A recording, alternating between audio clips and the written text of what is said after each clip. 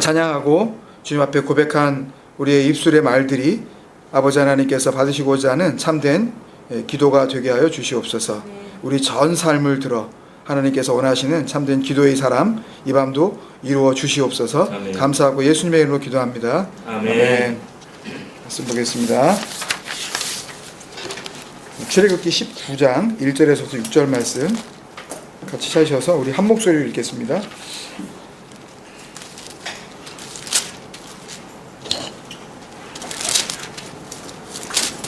출애굽기 19장 1절에서부터 6절 말씀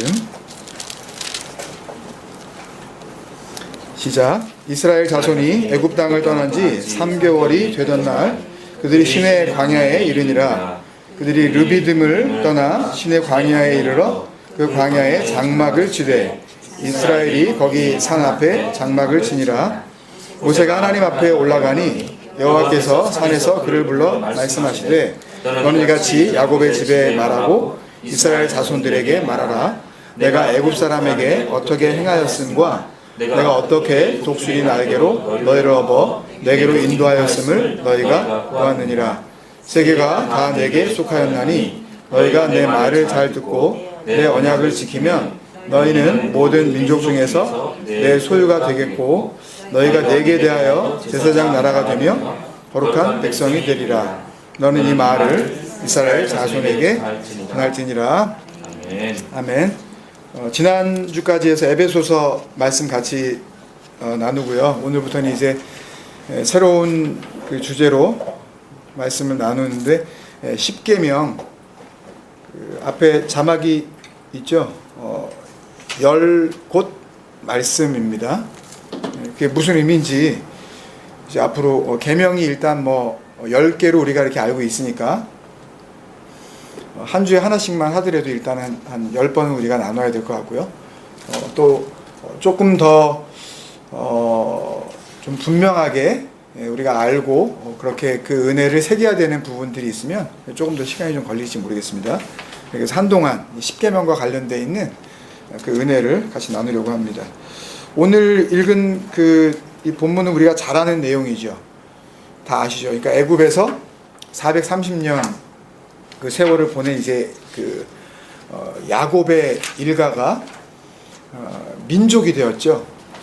그래서 처음 이스라엘 백성들이 애굽에서 나오는 그 장면을 기록한 그 출애굽기 12장 내용을 보면 이렇게 보행하는, 그러니까 유아를 빼고, 그러니까 애들을 빼고 여자는 아예 거기 언급도 안 하고요. 거기에 유아 외에 보행하는 장정만 대략 60만 명이다 이렇게 됐잖아요, 그죠? 어마어마한 이제 숫자가 된 거죠. 그 장정이라고 하는 그 하게바림은 전쟁이 가능한 용사를 의미하는 거기 때문에 나오는 그 순간부터 일단은 전쟁과 관련되어 있는 그런 그 무리가 된 겁니다.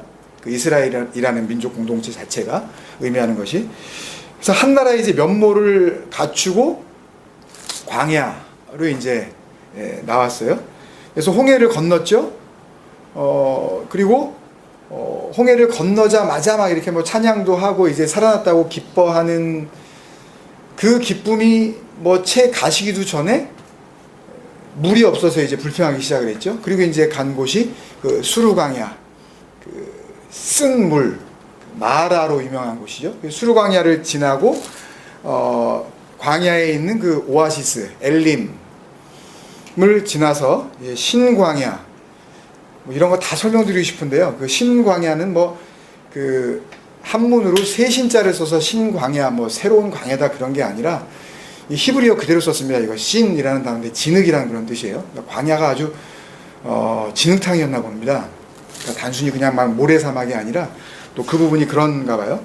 그리고 이제 잘 알고 있는 오늘 본문에도 나오지만 그 르비딤, 마사라 그러기도 하죠. 무리바, 그 반석을 쳐서 거기서 이제 물이 나오게 했었던 그곳, 거기를 지나서 이제 시내 광야로 지금 들어온 겁니다. 오늘 본문이 이제 그 장면이에요. 그죠? 여기서부터 이제 시작을 해서 그러니까 출애굽기 19장 1절부터 시작을 해서 출애굽기 끝까지, 출애굽기가 몇 장이죠? 몇 장이죠 하여튼 40장 이렇게 되죠, 그죠? 그리고 이제 레위기 지나서 민수기 10장 11절에서 이제 그 광야가 바뀝니다. 바람 광야로 바뀌는 그때까지, 그러니까 민수기 10장 10절까지, 그때까지 총 장수로 치면 59장이에요. 그리고 절수를 제가 일부러 한번 세봤더니 1937절이더라고요. 그러니까 전부 모세가 시내산에 이제 올라가서 하나님으로부터 하나님이 말씀하시고자 하는 그 말씀을 듣고 어떻게 잘도 기억을 했어요. 1937절에 이제 기록을 한 거죠. 나중에 기록을 한 거니까. 그 앞에서 쓰고 앉아 있었던 게 아니라. 그러니까 하나님께 받은 맨 마지막에 이제 그 소위 우리가 십계명, 그러면 이제 두 개의 돌판으로 이렇게 그 생각이 연상이 되어지는 십계명이 있죠. 그 십계명으로 이제 대표되어지는 율법, 토라, 하나님이 정말 원하시는 그 방향, 그것과 관련된 내용들이 이제 쭉 나오죠. 그게 이제 출애굽기 19장 이후, 뭐 그전에도 좀 나왔지만, 그리고 이제 레위기는 뭐 전체가 다 그런 내용이니까, 율법과 관련되어 있는 내용들이니까, 그리고 이제 민수기 또 이제 그런 내용이에요. 이걸 갖다가 이제 그 전부 말씀 하나하나를 다 조항으로 이제 만들어서 그 율법, 그러니까 법문화 시킨 것이 이제 토라입니다. 그래서 613개 조항으로 만들고 하지 말라의 내용이 242개, 그리고 또 하라의 내용이 뭐 365개, 뭐 이래서 뭐 이제 또 뭐 이게 뭐 어떻게 됐다, 뭐 이런 그 설명들도 하고 그러는데, 하여튼 엄청난 분량이고 또 내용도 너무나 다양해서 과연 이 율법들을 지킬 수가 있을까 할 수 있을 정도의 굉장히 방대한 그 하나의 그 기록된 법이 이제 만들어진 거죠. 근데 여기에서 끝나지 않고 613개에서 끝나지 않고 613개의 또다시 이제 세부 조항을 만들어서, 그러니까 실천사항, 어떻게 하면 그 각 조항들을 정확하게 실천할 것인가, 세부 규칙들이 이제 정해 놓았기 때문에 그런 것까지 다 포함시키면 몇천 개가 돼요. 그러니까 이걸 다 이제 지켜야 되는 거예요. 그러니까 그 중에서 하나라도 안 지키면은 이제 안 되는 거죠. 그 약속의 땅 못 들어가는 거예요. 그래서 출애굽기, 레위기, 민수기, 신명기 다 읽으셨으니까 좀 기억이 나시겠지만 그냥 넘어가기에는 좀 그렇고요. 한 가지만 한번 좀 보시면, 그 뒤에 그 우리 본문 뒤에 있는 22장에 보면요, 그런 내용이 나와요. 22장 10절. 어떤 것들은 우리가 뭐 현실적으로 우리한테 일어날 일이 아니니까 별로 그렇게 와닿지가 않는데, 예를 들면 22장 10절부터 한번 보세요. 사람이 낙이나 소나 양이나 다른 짐승을, 뭐 예를 들면 여러분들 어디 휴가 가실 때 강아지 딴 집에 맡기잖아요. 그러니까 이웃에 맡겨 지키게 하였다가 이런 일이 벌어질 가능성이 있겠죠, 그죠? 정말 우연의 일치로 죽거나 상하거나 누가 데려갈 수도 있잖아요, 잠깐 나갔는데. 근데 본 사람이 없으면 두 사람 사이에 맡은 자가 이웃의 것에 손을 대지 아니하였다고 여호와께 맹세할 것이요, 그 임자는 그대로 믿을 것이며 그 사람은 배상하지 아니하려니와, 만일 자기에게 도둑 맞았으면 그 임자에게 배상할 것이며, 만일 찢겼으면 그것을 가져다가 증언할 것이요, 그 찢긴 것에 대하여 배상하지 아니할지니라. 굉장히 디테일하잖아요. 그러니까 뭐 동물, 뭐 짐승을 하나 이렇게 남의 집에 맡긴 부분에 대해서 일어날 수 있는 어떤 경우의 수들을 하나님이 지금 말씀하시는 거예요. 이거 이렇게 하라고. 근데 요대로 안 지키면, 여기 나와 있는 대로 이렇게 안 지키면 율법 안 지킨 겁니다. 그 다음에 그 밑에도 한번 보세요. 14절. 만일 이웃에게 빌려온 것이 그 임자가 함께 있지 아니할 때에 상하거나 죽으면 반드시 배상하려니와, 그 임자가 그것과 함께 있었으면 배상하지 아니할지라. 만일 세낸 것이 있으면 새로 족하니라. 16절에 사람이 약혼하지 아니한 처녀를 꿰어 동침하였으면 납폐금을 주고 아내로 삼을 것이요, 그때도 그런 일이 있었나 보네요. 만일 처녀의 아버지가 딸을 그에게 주기를 거절하면 그는 처녀에게 보상하라는 거죠. 이거요. 보상금으로 이걸 하라 그러고 돈을 낼지니라. 18절 너는 무당을 보면 살려주지 말래요. 이 메카쉐파라는 단어는 지금으로 치면 이게 매지션 같은 겁니다. 그러니까 마술사들, 접신자, 그러니까 뭐 이렇게 어떤 그 귀신이 이제 자기에게 이렇게 접해져서 내가 뭘 이야기를 하기도 하고 뭐 하여튼 그런 이상한 현상들이 나타나는 거, 그거를 보면 살려주지 말래요. 19절에 짐승과 행음한 자는 반드시 죽일지니라. 20절 여호와 외에 다른 신에게 제사를 드리는 자는 멸할지니라. 이 멸할지니라 야호람은 이걸 살해거든요. 이게 머더, 그 살인을 저지르라는 얘기예요. 그러니까 말씀대로 산다 그러잖아요. 왜요? 보통 교회 다니시는 분들이요. 그럼 그분들은 그러면 이렇게 해야 되는 거예요. 무당을 보면 적어도 일단 죽일 마음을 먹어야 되는 거예요. 말씀대로 산다며요. 나는 말씀대로 살아요. 뭐 이러잖아요. 그리고 여호와 외에 다른 사람에게 제사, 여호와 하나님이라는 정말 이 진정한 하나님 외에 다른 신을 섬기는 사람 많이 보잖아요. 근데 멸할지니라 그랬는데 가만 냅두잖아요. 그냥 뭐 절에 나가든 아니면 무슨 뭐 다른 거를 뭐 어떻게 하든 간에. 그러니까 이런 규정들을 다 실제로 지키는 게 율법을 지키는 거예요. 그러니까 이 율법들은 어디에서부터 출발한 거니까? 십계명에서부터 출발한 거니까 십계명은 이런 내용들을 다 포함을 하고 있는 거라고요. 그러니까 이게 하나님의 말씀대로 사는 거예요. 그러니까 십계명을 내가 잘 지킨다. 그 대강은 아시잖아요. 무슨 내용인지 십계명이. 뭐 순서대로 우리가 잘 안 나오더라도 웬만하면 이게 나오니까. 그러니까 그 10가지 계명 그 내용만을 어떻게 그냥 문제없이 잘 지켜내고 있다는 그런 뜻이 아니죠. 그러니까 그것뿐만이 아니라 그것과 연결되어 있는 출애굽기 19장 1절부터 출애굽기 끝까지, 그리고 레위기 전체와 민수기 하여튼 전체 그 내용, 그 토라를 바탕으로 한 613개의 그 율법 규정들을 빠짐없이 다 지키고 거기에 딸려있는 세부 사항까지 피지컬리 다 지킨다는 뜻이에요. 그게 말씀대로 산다는 뜻이에요. 그렇잖아요. 어떤 말씀은 이건 참 좋다 말씀이, 그래서 뭐 지키고, 또 뭐 어떤 말씀은 이거 어떻게 지켜, 그게 어떻게 말씀대로 사는 거예요. 그렇잖아요. 그러니까 그걸 지켜야 지금 이스라엘 백성들이 애굽에서 나와서 지금 자기는 가보지도 못한 그 가나안 땅이라는 곳을 지금 향하고 있잖아요. 근데 이걸 잘 지켜야 거기에 들어간다 그러니까 지켜야 될 거 아니에요. 근데 거기다가 땅에서 잘 되고 20장에 보면은 막 1000대까지 은혜를 베푸시겠다 그러시잖아요. 보면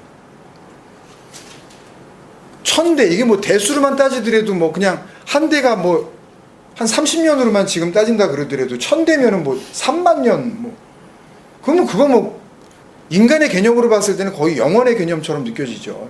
그거는 그냥 숫자로만 보더라도. 그렇게 되면 어떤 현상이 일어날까요, 여러분? 어떤 현상이 일어나겠어요? 내가 지켜야 되는데 그 법조항은 613개나 되고 거기에 있는 그 디테일한 그 레귤레이션까지 다 포함을 하면 막 몇천 개가 된다면, 그럼 어떤 현상이 벌어지겠냐고. 이스라엘 사람들 사이에서 죽으라고 읽겠죠. 죽으라고 읽겠죠. 왜? 그 613개를 그걸 알아야 되니까. 놓치면 큰일 나니까. 읽는 이유가, 하나님의 말씀을 읽는 이유가 그 조항들이 뭔지 알려고. 그렇잖아요. 우리 시편 119편 할 때도 그 170 몇 절밖에 안 되는데 1, 2, 3, 4, 5, 6, 7, 8 뭐 그거 외웠는데 나중에 한 뭐 80 뭐 이렇게 넘어가면 그 뒤에 앞에 있는 거 다 이게 가물가물 하잖아요. 근데 613개라고요. 거기에 또 거기 세부 사항이 또 있다니까요. 그러니까 뭐가 not to do 혹은 뭐가 to do, 뭘 하지 말아야 되는 건지 뭘 해야 되는 건지 그 규정이 있는지 모르면 큰일 나는 거니까 성경, 그 하나님의 말씀 토라를 열심히 읽는데 읽는 이유가 그거죠. 안 죽으려고. 근데 사실 오늘날 교회가 그거 하고 있는 거 아닌가요? 그 말씀 그거 지켜보려고. 그러니까 몰라서 안 지키든 아는데도 못 지키든 하여튼 상관없어요. 어떤 상황에서라도 그 율법, 그 613개 그 이상이 되는 그거를 어기는 일이 발생이 되면 안 되니까 목숨을 걸고 말씀을 보는 거예요. 그러니까 복음서에 그런 이야기가 나오죠. 부자 청년이 이름은 안 나오는데 예수님을 찾아와서 뭘 묻죠. 그러니까 거기에 나오는 그 스토리들 여러분 기억하시겠지만 그 이야기가 하나도 그런 거 물어보는 사람이 없는데 그 이상한 녀석이 와가지고 예수님한테 물은 게 아니에요. 특별한 그런, 그러니까 스페셜 케이스가 아니라고요. 그냥 일반적이고 보편적인 그런 일들 가운데 그 중에 누군가 와서 물어본 거예요. 마태복음 19장에 나오죠. 16절 이하인데 먼저 22절까지 제가 읽겠습니다. 어떤 사람이 주께 와서 이르되 선생님이여 내가 무슨 선한 일을 하여야 영생을 얻으리이까? 예수께서 이르시되 어찌하여 선한 일을 내게 묻느냐? 선한 이는 오직 한 분이시니라. 내가 생명에 들어가려면 영생, 생명 지금 계명들을 지키라. 여기서 지키라는 우리가 잘 아는 테레오예요. 이건 뭐 너무 여러 번 했으니까 또 하면은 좀 너무 지겨우실 것 같아서 다 잘 아실 테니까 그냥 이거는 넘어가고요. 이르되 어느 계명이니이오니까 예수님이 지금 말씀하십니다. 살인하지 말라, 간음하지 말라, 도둑질하지 말라, 거짓 증언하지 말라.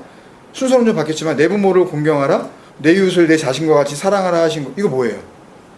10계명이잖아요 지금요. 20절에 청년이 뭐라 그러냐? 그 청년이 이르되 이 모든 것을 내가 지켰사온데 라고 했을 때 그 이 모든 것 있잖아요. 그러니까 이게 예수님이 말씀하신 그거 지금 그것만 뭐 거짓 증언하지 이것만이 아니라 이 모든 것, 그러니까 그거와 관련되어 있는 모든 것이란 그런 뜻이에요.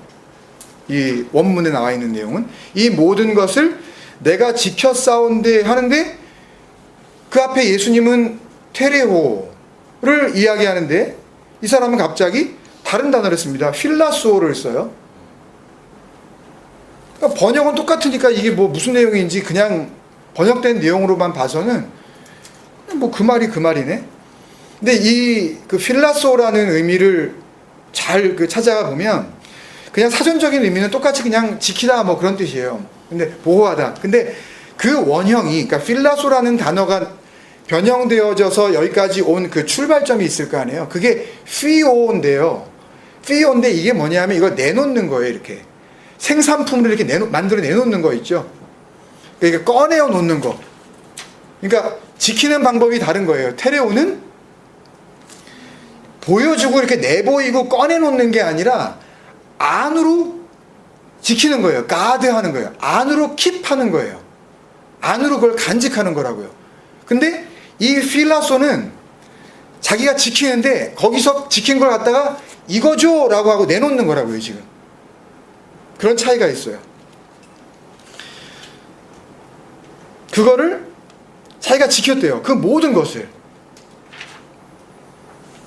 근데 아직도 무엇이 부족하리니까 내가 다 했는데요. 그거 10계명 율법 다 지켰어요. 예수님께서 말씀하십니다. 내가 온전하고자 할진대. 그건 무슨 말씀, 이게 무슨 뜻이에요 그러면요? 온전하지 않다는 이야기 아니에요. 네가 온전하고자 한다면 뭐 할진대 이렇게 고어체로 돼 있어서 조금 우리한테 안 와닿는데, 온전하고자 한다면 갑자기 내 소유를 팔으래요. 이거 뭐, 그러니까 정말 그 은혜와 진리와 그리스도와 복음과 생명과 그 언약의 기둥인 스타우로스를 알지 못하고 그냥 엉뚱한 십자가로 읽는 사람들은 이걸 어떻게 뭘 다른 걸로 읽겠어요? 네 소유를 팔라고 돼 있네요 이거? 그럼 어디까지 파실 거예요? 몇 사람이나 이렇게 할 수가 있겠냐고요. 내 소유를 팔아. 그리고 정말 내 소유를 판다는 개념이 어디까지겠냐고요. 그리고 가난한 자들에게 주래요. 당연히 우리가 알고 있는 호프토코스, 그 가난한 자들, 토이스 푸토코이스, 그 가난한, 그렇게 심령이 가난한 자들, 그런 자들이 있단다. 응? 그 푸토코스한 자들이 있단다. 그러면 그 청년은 뭐란 얘기예요 지금? 푸토코스하지 않다는 이야기죠. 그 절대적 가난, 그거 하나밖에 나에게 필요한 게 없어요. 나 그거 주면 정말 나는 그러면은 나는 이 가난에서 벗어날 수 있어요. 라는 그런 상태가 아니라는 거죠. 누가? 지금 이 청년은. 너는 그 가난한 자 아니라는 거예요. 그리하면 하늘에서 보화가 내게 있으리라. 그리고 와서 나를 따르라 그러셔요. 그랬더니 그 청년이 재물이 많음으로 이 말씀을 듣고 근심하며 가니라. 그러니까 여기에 나오는 이 보화, 이 청년이 근심하는 재물, 그리고 주님 말씀하시는 이 가난한 자, 이게 지금 이 청년과 이 예수님은 같은 대화 속에서 완전히 다른 내용을 가지고 지금 얘기를 하고 있는 거예요. 근데 진리이신 그 주님께서는 지금 이 청년이 무슨 이야기를 하는지 다 알고 있지만 진리를 모르는 이 청년은 예수님이 말씀하시는 그 진리의 말씀들을 자기의 수준으로 알아들을 수밖에 없기 때문에 뭘 하게 돼요? 근심을 하게 돼요. 보이는 거 가지고 고민을 하게 된다니까요. 자기가 다 시켰대잖아요. 그런 종류의 거 내가 다 시켰대잖아요. 그럴 수밖에 없죠. 아니 우리 같으면 그거 안 지키겠습니까? 그거 안 지키면 지옥이라는데, 하나님의 나라 못 들어간다는데 어떻게 해서든지 지키죠. 어떻게 해서든지. 응? 그 무서운 하나님한테 잘 보이려고. 안 지키면 은혜 안 베푼다니까. 안 지키면 사랑도 안 해주고 보호해주지도 않는다니까. 그게 무서워서라도 지키는 거죠. 아니 겁나서라 어떻게 지옥 보내겠다는데 어떻게 그걸 그러냐고요. 안 지킬 수가 있겠냐고요. 그리고 그래야 심지어는 이 땅에서도 잘 되고 영생까지 얻을 수 있다. 그러니까 영생을 논할 수 있는 가장 기본적인 자격이 뭐예요? 지키는 거란 말이에요. 그 십계명, 그 율법. 그러니까 어떻게 하는 거예요? 성경을 죽어라고 읽는 거죠. 그러니까 주일날도 말씀드렸지만요, 그렇다고 또 난 이제 말씀도 볼 필요가 없는 거구나, 이제 뭐 속편하게 됐다, 이렇게 생각하시지 마세요. 오해하지 말고 들으시되, 성경 그냥 열심히만 읽는 거, 그냥 안 읽으면 뭐 불안해지는 거, 뭐 이런 게 좋은 현상이 아닙니다. 절대요, 여러분. 그리고 말씀을 한 절 읽고 잤더니 잠이 잘 오더라, 뭐 이런 거 자꾸만 이렇게 무슨 중독되듯이 그렇게 사시는 것도, 그게 정말 진리 안에서 그 은혜 가운데 살아가는 성도의 모습은 아니에요. 성경을 읽는 거예요. 안 읽으면 나만 손해니까. 누구도 어떻게 해줄 수가 없으니까. 근데 빠짐없이 다 지켰다고 하는 이 청년한테 주님께서 어우 잘했네, 너 참 신앙생활 괜찮게 한다, 기특하다고 그러지 않으시고, 네가 온전하고자 할진대, 이 온전하고자 할진대의 텔레이오스는요,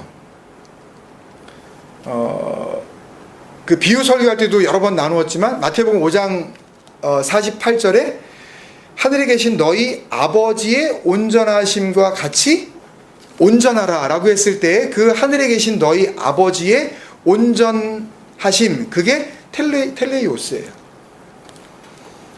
인간으로서는 할 수 없는 거. 그게 이제 그 텔레이오스가 텔로스, 주님께서 요한복음 19장 30절인가요? 이제 마지막 이제 그 순간에 다 이루었다 하셨을 때 그 테텔레스타이, 그게 텔로스, 텔레이오스가 이루어졌다가 그거예요. 그러니까 이거는 그 하나님의 아들, 하나님이 하실 수 있는 그 온전하심이란 말이에요. 그러니까 지금 예수님께서 말씀하시는 것은 반드시 그래야 된다는 거예요. 그러니까 하나님을 믿는다고 하는 자, 그 백성들은 온전하여야 되는데 그 온전함이 하늘에 계신 너희 아버지의 온전함이라는 거죠. 근데 아직 온전하지 않다 그러시는 거 아니에요? 그죠? 온전하고자 한다면 이렇게 말씀하시니까, 그러면 온전해야 생명을 얻는다고 말씀하시는 거예요. 그죠? 내가 어떻게 해야 생명으로 들어갈 수가 있습니까? 그랬더니 영생을 얻으려면 주님께서 말씀하셨으니까 결국은 영생에 못 들어간다는 말씀이잖아요. 지금 그 얘기는 온전해야 영생에 들어간다는 말씀이고, 그 계명, 그 율법을 잘 지킨 거 가지고는 그 영생으로 들어갈 수 없다는 말씀 아니에요. 온전하고자 한다면, 이 말씀 한마디는. 근데 영생에 못 들어간다는 말씀을 하시면서, 근데 중요한 게 뭐냐면 네 소유를 팔래요. 그리고 가난한 자에게 나눠주고, 흘려주는 겁니다. 흘려주고 주님을 따르래요. 그러면 된대요. 그러면 된대요. 그럼 무슨 뜻이에요? 십계명, 율법, 그 하나님의 말씀, 그것은 처음부터, 지금 이게 지금 출애굽기 19장 1절 지금 처음 주시려고 그러는 거잖아요. 내가 지금 말할게 지금 이제. 그러면 20장부터 나오지 않습니까? 출애굽기 20장 3절부터 너는 나 외에 다른 신을 너에게 두지 말며 이제 말씀하시기 시작하잖아요. 그 전에 이제 알아야 할 내용들을, 어떻게 내가 하는 말들이 이제 이스라엘 백성과 그 장로들에게 전달되어야 되는지 그 말씀을 하다 이제 쭉 말씀하시잖아요. 그러니까 지금 이 십계명, 율법, 하나님의 말씀은 처음부터 그렇게 지키는 그 행위로 하라고 주신 게 아니라는 거죠. 처음부터 그건. 그러니까 그건 우리가 너무너무 잘 알듯이 그 작년에 했었던 하나님을 사랑하신다고요. 그 세 번에 나누어서 같이 나누었었던 그 내용에, 그 하나님을 사랑한다는 것, 그리고 우리가 그 주님을 사랑한다는 것, 그것이 어떻게 계명 지킴이라는 것으로 드러나야 하는지에 대해서 우리가 잘 그 은혜를 알게 되었잖아요. 그걸 알고, 그죠? 그리고 오늘 우리가 출애굽기 19장에서 이제 십계명이 하나님이 모세를 통하여 이제 인간들에게 전달되기 직전에 하나님이 하시는 그 말씀을 보면 정말 이 주시는 십계명과 그 율법들의 목표가 뭐였는지 더 분명하게 드러납니다.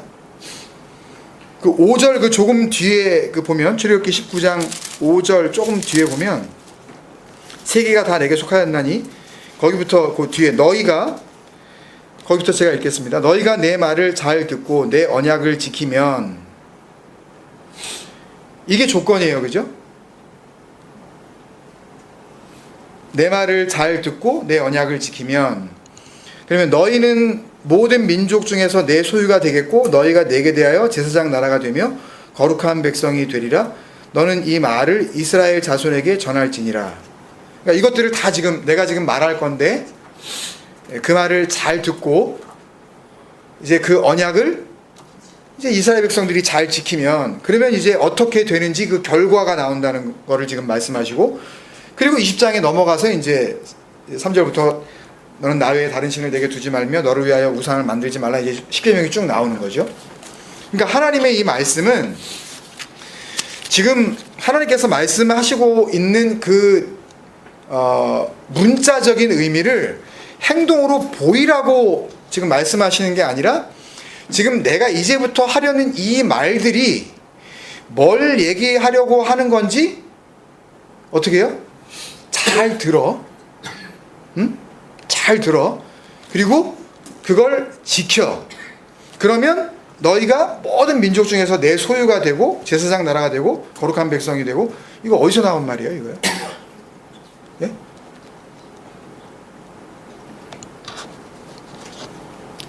예? 너희는 택하신 족속이요? 왕같은 제사장이요? 예? 베드로전서 2장 9절에 거룩한 나라요? 그의 소유가 된 백성이니, 그 얘기 지금 하고 있는, 하나님이 하신 얘기 베드로가 하는 거지, 뭐 베드로가 갑자기 뭐 없는 말을 갖다가 이렇게 뭐 말 좋게 만들어서 한 게 아니란 말이죠. 그 잘 듣고, 내 말을 잘 듣고 했을 때의 그 단어가 샤마인데요. 이게 이제 명령형이 되면 우리가 잘 아는 쉐마가 되는 겁니다. 쉐마 이스라엘. 신명기 6장 4절이죠. 쉐마 이스라엘, 이스라엘아 들으라. 우리 하나님 여호와는 오직 유일한 여호와시니 너는 마음을 다하고 뜻을 다하고 힘을 다하여 내 하나님 여호와를 사랑하라. 그러니까 잘 들으라는 이야기예요. 그러니까 그 마음을 다하고 뜻을 다하고 힘을 다하여 내 하나님 여호와를 사랑하라, 이 말씀은요, 사랑하라는 분명히 말씀이지만 이 안에 담고 있는 내용은 이걸 잘 들으라는 거예요.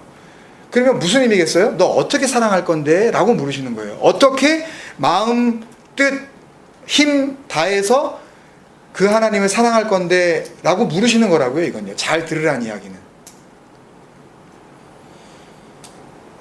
그 뒤에 뭐라 그러셔요? 오늘 내가 내게 명하는 이 말씀을 너는 행동으로 옮기고 행동으로 지키고가 아니라 너는 마음에 새기고, 내 마음에 그 하나님께서 말씀하시려는 그 잘 듣고 그 말씀 속에 담겨져 있는 그 진짜 그 하나님의 마음이 여기에 담겨지면 그게 새겨지는 거일 거 아니에요. 그렇게 지금 표현하시는 거란 말이에요. 그게 샤마예요. 사전적인 의미가 순종하다입니다.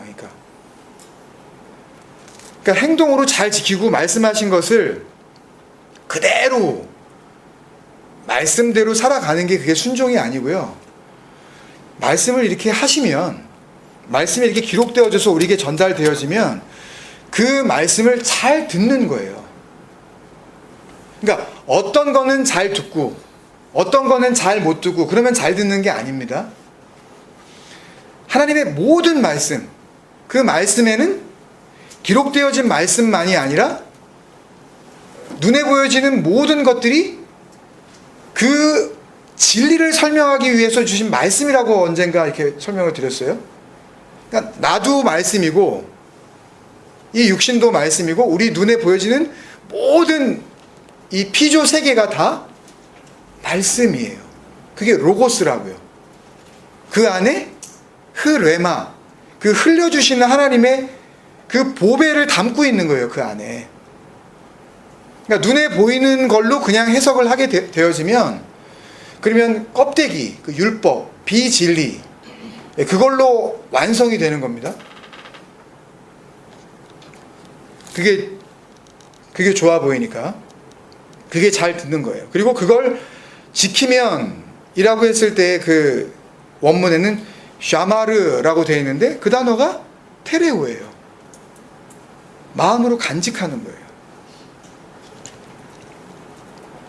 시편 119편 8절 기억나세요? 조금 이게 앞부분에 있었기 때문에 좀 기억나실지 모르겠는데, 내가 주의 계명을 지키오리니 나를 아주 버리지 마옵소서. 그죠? 그때 그게 샤마르예요. 샤마르. 17절에 주의 종을 후대하여 살게 하소서, 그리하시면 주의 말씀을 지키리이다. 이런 것들이 전부 다 그 샤마르, 마음 간직이라는 그 단어로 설명하고 있다고요. 그 뒤에 나오는 158절이라든지 168절도 전부 그거예요. 샤마르. 그 말씀이 담고 있는 그 마음, 그 하나님의 마음을 내 마음으로 이렇게 받아들이는 거, 그게 샤마르입니다. 베드로전서 2장 9절에 보면, 그래서 너희는 택하신 족속이여 왕같은 제사장들이여 거룩한 나라여 그의 소유가 된 백성이니, 지금 똑같은 이야기잖아요. 출애굽기 19장 5절 6절 말씀이나 베드로전서 2장 9절 말씀이나. 그리고 그 뒤에 뭐라 그래요? 이는 이라고 설명을 붙이죠. 베드로가 이는 너희를 어두운 데서 불러내요. 이게 뭐예요 지금요? 어두운 데서 불러내요. 지금 이게 어디로 돌아간 거예요? 다시 출애굽 그 현장으로 돌아갔잖아요. 그 어둠이라는 애굽에서 불러내어 지금 광야로 나왔잖아요. 지금 그의 기이한 빛에 들어가게 하신 이의 아름다운 덕을 선포하게 하심이라. 그러니까 그 광야로 내모신 그것은, 그 하나님의 그 인도하심은 이런 거다라고 베드로가 그 진리를 갖다가 설명하고 있는 거죠. 그러니까 여러분, 근데요, 이 말씀 앞에, 그러니까 너희는 택하신 족속이요, 그러니까 너희가 내 말을 잘 듣고, 예? 이걸 갖다가 잘 지키면, 이 언약을 잘 지키면, 그러니까 이 말씀 앞에, 이 말씀이 나오기 전에 베드로전서 2장 그 8절부터 그 바로 앞에 보시면, 1절부터 이렇게 보시면, 아니 베드로전서 1장 1절부터 아예 처음부터 보시면 무슨 설명이 나오는지 한번 나중에 한번 보세요. 지금 그걸 다 읽을 시간은 없을 것 같고요. 특히 이제 1장부터 쭉 이어져서 2장으로 들어와서 1절부터 8절까지 말씀을 보면 그 그리스도이신 예수를 설명을 하고 있어요, 베드로가. 뭘로 설명을 하냐면 돌로 설명을 해요. 두 가지 돌로. 같은 돌이, 그 예수 그리스도라는 그 같은 돌이, 그 예수라는 그 돌이 어떤 사람에게는 5절에 보면 그 위에 집이 세워지는, 이제 너무너무 극명해지죠. 그 집이 뭔 집인지, 그죠? 집이 세워지는 보배로운 모퉁이 돌이 되지만 똑같은 돌인데 어떤 사람에게는 그 돌이 걸려 넘어지는 바위가 된대요. 같은 돌을 돌로 본다니까요. 같이 또 똑같은 돌로 보면서 그리스도에게 다가온다는 이야기죠. 근데 걸려 넘어지는 이유가 나와 있어요. 8절에. 참 감사하게도 후반부에 보면 왜 넘어지냐 하면 그들이 어떻게 해요? 말씀을 순종하지 아니함으로 넘어진대요. 요때 요거는 우리가 그 신약 성경에서 자주 배웠던 그 휘파코라는 그런 단어가 아니고 조금 다른 단어인데요. 비슷한 단어예요. 아페이데오라는 단어예요. not, never, 그 부정적두사요. 그 아니다, 없다 그런 뜻이요. 아와 페이도, 이게 persuade의 그 어원이 되는 단어예요. 페이도는 이게 persuade는 누가 말로 이렇게 뭘 설명을 하면 설득을 당하는 거죠. 설득하는 게 그게 persuade죠. 근데 설득을 안 당해요. 말을 하면 말을 못 알아듣는다고요. 자꾸만 그 반대로만 가요. 성질을 내요. 엉뚱한 짓을 해요. 그게 아페이데오입니다. 그게 그들이 말씀을 순종하지 아니함으로가 아니라 말씀을 못 알아들음으로, 그 진리 앞에 설득을 당하지 아니함으로 넘어지나니, 그 말씀을 니네가 못 알아들으니까 넘어지는 거야. 돌로 받는다니까요. 돌인 줄 알고 다가와요. 근데 넘어져요, 그 돌에. 그러면 이렇게 정리를 하겠습니다, 여러분. 하나님께서 십계명을 주십니다. 율법을 주셔요. 말씀을 주셔요. 근데 이게 뭔지 잘 알아들으면 하나님의 소유가 되고 제사장도 되고 거룩한 백성도 되는 거예요.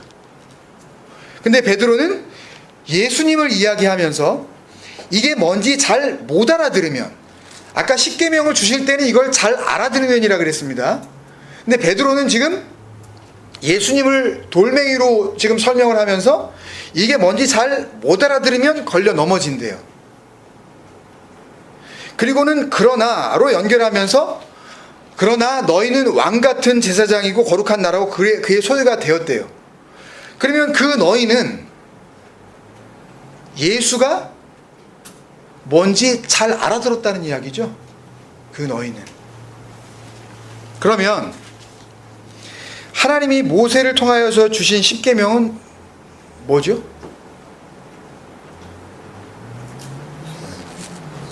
십계명을 주시겠다 그러고 이걸 잘 알아들으면 니네 내 소유된다. 내 백성 돼. 거룩한 나라야. 제사장이야. 베드로 전서에서 베드로가 예수님을 돌멩이로 설명을 하더니 그러나 너희는, 누군가는 그걸 못 알아듣고 걸려 넘어졌는데 그러나 너희는 잘 알아듣고 거룩한 나라, 거룩한 백성, 왕같은 제사장, 그의 소유된 백성 됐다. 그러면 그 십계명은 뭘 설명하려고 하신 거였겠냐고요. 그리스도 예수를 설명하시려고 한 거죠. 그러니까 누군가는 그 십계명을 받고 그리스도를 만났다니까요. 메시아를. 구약에 왜 구원이 없겠어요? 예? 구약 성경에 그 전능하신 하나님 앞에서 어떻게 영생의 문으로 들어가는 사람이 단 한 명도 없었겠냐고요. 똑같은 진리를 선포하시는 하나님이 누구한테는 진리를 설명해 주시고 예수라는 어떤 인간적인 역사적인 인물이 나온 이후에야 겨우 이제 구원의 어떤 그 진리의 말씀들을 흘려주시는 그런 하나님이시겠냐고요. 그럼 그 사람들 어떻게 해요? 하나님이 모세를 통하여서 주신 십자가는 보배로운 산돌이신 예수 그리스도시죠. 그래서 십계명이 아세레트 하데바림인데요. 아세레트는 열입니다. 숫자 10이에요. 아세레트는 열, 곧 그런 뜻입니다. 열, 곧 하데바림. 그 신명기가요. 신명기의 원래 책 제목이 엘레 하데바림입니다. This is the words 란 뜻이에요. This is the words. 이게 말씀들이다가 신명기예요. 하데바림. 하데바림은 계명이 아니라 진리를 담은 하나님의 말씀이란 그런 뜻이에요. 계명으로 해석하고 끝내버리면 지켜야 될 법조문밖에는 안 되는 거잖아요. 아세레트 하데바림은 10계명이 아니라 그러니까 아세레트 열, 곧 하데바림 말씀, 그대로 직역을 하면 열, 곧 말씀이란 뜻인 거고요. 원문의 손상이 안 가는 범위 안에서 조금만 제가 의역을 좀 해보면 열이라는 말씀, 그러니까 10이 말씀이고 암호입니다. 하나님께서 주시는 말씀이 10이다 그런 뜻입니다. 10개의 계명이라는 뜻과는 전혀 상관이 없는 표현이고요. 10으로서의 말씀이다 라는 뜻입니다. 여러분, 10으로서의 말씀. 그러면 말씀은 곧 그리스도이시기 때문에 그 그리스도는 곧 뭐란 이야기예요? 10 열이다 라는 그런 말씀입니다. 열은 히브리어 알파벳 10번째, 우리가 창세기 그 두 번째 시간대에 설명드렸었던 요드라는 단어가 그 알파벳이 있습니다. 그 창세기 2장 7절을 설명드리면서 사람이 생명이 된지라 그랬을 때 하야를 네페시라고 이렇게 설명을 드리면서 그 하야가 헤트 요드 해, 거기서 나온 그 요드예요. 그 말씀을 한번 나중에 잘 들어보시면 그 요드는 어떻게 그 해석을 하고 있냐 하면 재해석이 아니라 히브리 그 언어를 자기 말로 가지고 있는 그 학자들이 기록한 거니까 요드는 10이라는 열이라는 의미를 가지고 있으면서 그 진리 안에 머물게 하는 능력이라는 그런 뜻이라고 그랬죠. 그 진리 안에 머물게 하다. 그 진리 안에 머물게 되어지면 진리가 되어진다라는 그런 뜻이 요드, 10, 열 이런 그런 뜻입니다. 완성됐다는 이야기예요. 그래서 그 말씀을 드리면서 하야레 네페시가 완성된 진리라는 생명 안에 머물게 됨으로써 이루어진 그 생명이라고 제가 설명을 드렸어요. 그러면 10, 열, 그것이 곧 말씀이라는 뜻은, 그러니까 십계명이라는 뜻은 그렇게 10, 요드, 그 진리 안에 머물게 함, 그것이 곧 말씀이다 라는 그런 말씀은 진리, 그 생명 안에 있게 하시는 그것, 그 말씀들로 설명을 할 수 있겠죠. 한 번만 더 말씀드릴게요. 진리, 그 생명 안에 있게 하시는 그것, 그 말씀들로 설명할 수 있겠죠. 그럼 아세레트 하데바님, 이 10계명 하면 여러분 어떤 그 말씀들이 떠오르십니까? 그 안에 있으면 생명이 있다, 뭐 이런 말씀. 그리스도 예수 안에 있는 자에게는 결코 정죄함이 없나니, 그죠? 그 다음에 그리스도 예수 안에 있는 생명의 성령의 법이, 그게 하세레트 이 10계명 아세레트 하데바림을 담고 있다는 거죠. 그죠? 요한복음 1장 1절에 태초에 말씀이 계시니라, 이 말씀이 하나님과 함께 계셨으니 이 말씀은 곧 하나님이시니라. 2절에 그가 태초에 하나님과 함께 계셨고 3절에 만물이 그로 말미암아 지은 바 되었으니 지은 것이 하나도 그가 없이는 된 것이 없느니라. 4절에 그 안에 생명이 있었나니 이 생명은 사람들의 빛이라.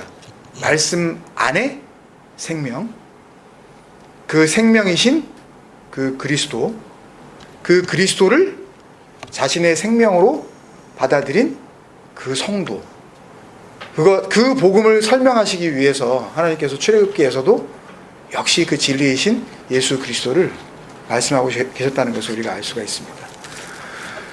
창세기, 출애굽기, 레위기, 민수기, 신명기에 그 율법들을 가득 담아내시는데 그 말씀을 조금만 더 그 진리 앞에 무릎을 꿇고 은혜로 받아들이기 시작을 하면 거기에서 풍성하게 뿜어져 나오는 하나님의 능력은 그리스도로 계속 설명되어지고 있다는 것을 우리가 알 수 있는 거죠.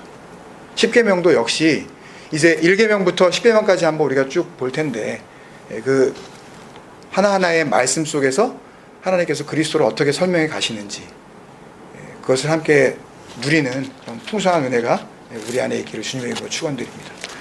우리 같이 한번 기도하시겠습니다. 요한일서에 또 요한사도가 이렇게 우리에게 알려주고 있습니다. 요한일서 5장 11절에 증거는 이것이니 하나님이 우리에게 영생을 주신 것과 이 생명이 그의 아들 안에 있는 그것이니라. 아들이 있는 자에게는 생명이 있고 하나님의 아들이 없는 자에게는 생명이 없느니라 라고 우리에게 말씀을 하셨다면 결국 십계명 그 열로 설명되어져야 할 그 진리, 그 생명 안에 있게 하시는 그것, 정말 그것을 우리가 은혜로 받아들이기 시작을 했다면 그러면 십계명에서도 우리는 얼마든지 진리이신 그리스도를 발견할 수밖에 없을 것이고 십계명을 파들어가면 파들어갈수록 하나님께서 이미 출애굽기 때부터 그 계명 속에서 담아내시려고 한 그 그리스도의 음성, 그 아들의 음성은 우리에게 분명하게 전달되어질 줄로 믿습니다. 아버지, 우리의 마음을 더욱 열어주옵소서. 우리의 눈이 열리게 하시고 우리의 마음이 그 말씀 앞에서 그렇게 부인을 당하고 아버지께서 주시는 그 진리의 새 마음으로 창조되어지게 하여 주옵소서. 우리 그런 마음으로 같이 기도하시겠습니다.